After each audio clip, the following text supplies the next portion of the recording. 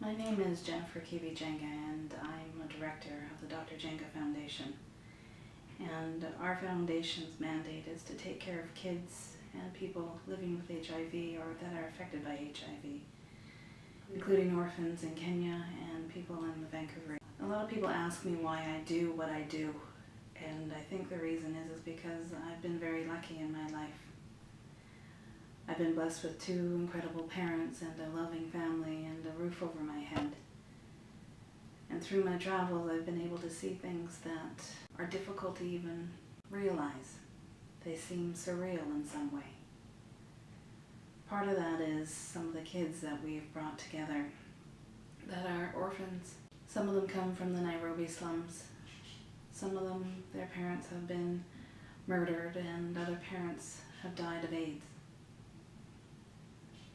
The sad thing is I feel like even though I'm doing something, I'm not doing enough. But I know that if we at least take steps, that eventually one day we'll be somewhere. So with that, we took a first step and we opened up an orphanage in Kenya outside of Nairobi. And we were to admit 16 kids. And the applications were vast. We had to select 16 kids to be able to give them a chance of hope for a better tomorrow, a better future. When we got there though, the demand was so great and you could see the pain in the kids' eyes, the loneliness, the fear. I thank God for my husband because he allowed me to build an outdoor kitchen with the help of some people in the area and admit another 4 kids. So we left Nairobi last year having 20 kids in the orphanage. We've just recently got back and the need is still there, the need is still great. This time though, we found out that there was a little girl that brother and sister were already in the orphanage and we took her too. Her name's Shiro, or Anne. And then another older girl who would have, by our first calculations, been too old to be admitted into the orphanage. Her name is Mercy. And both parents now have passed away of AIDS. And her alternative, being 14 with no one to care for her, is unspeakable. So again, we made room at the inn. We now have 22 kids. My dream is to give these kids a chance to make their life self-sustaining, to give them the education and the care and the love that they need to nurture not only themselves but others. Somehow, together, we can make a difference in this world. It takes one step. And if a whole pile of people take one step together, we make huge leaps. Everybody knows a child. What would you do if you are the children, victims of circumstances.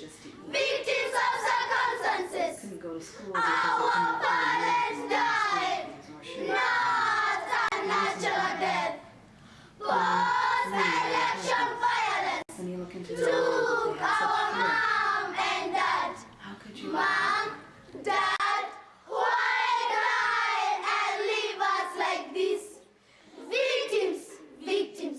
Victims of circumstances. They're not doing enough. I know that one day, if we keep on trying, things will be better for these kids. I want to take even one small corner of the world and make some kind of difference.